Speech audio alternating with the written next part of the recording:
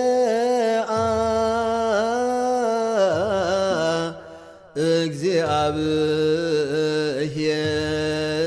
እግዚአብሔር ከመ ዘንቃህም ንዋም ወከመ ኃያል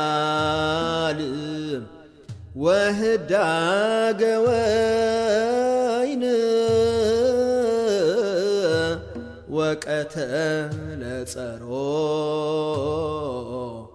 በድህሬሁ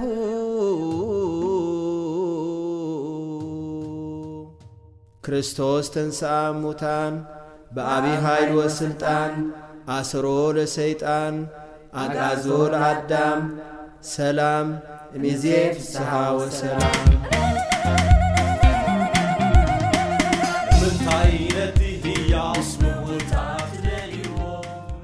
ንተንሥእ ኣብ ትንሣኤ ካብ ክብረት ናብቲ ሕስረት ዝወረደ ናይ ብኡነት ንሱም ከሎ ዘይከማና ንሕና ኾነ ከም ከማና በፍቓዱ ብውንታኡ ርእሱ ሂቡ ብፍታው ስለ ሓቂ ስለ ፍትሒ ገኒሕዎ ንገናሒ ወዮ ትንቢት ነቢያት ዘይተራዕመ ብፍጡራት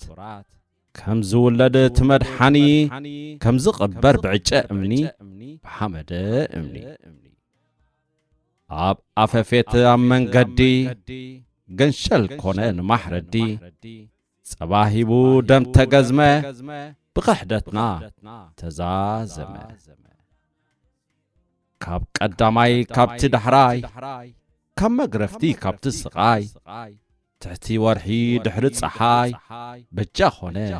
ክንዲ ኽንዳይ ሻቡ በቃ ኣኸለ ተባህለ ፍጡር ርእሲ ድነነ ኣስቆን ቆነ እቲ ፍጹም ተፈጸመ ምስ በለ ኣብኡ ተፈጸመ ብሞት ተዛዘመ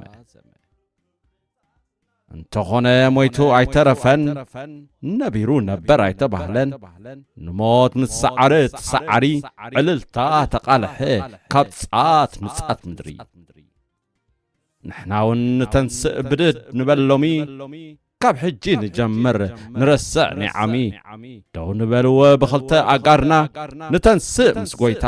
ጭቃና ሓቢስና ንግበራ ዛ ትንሣኤ ትንሣኤና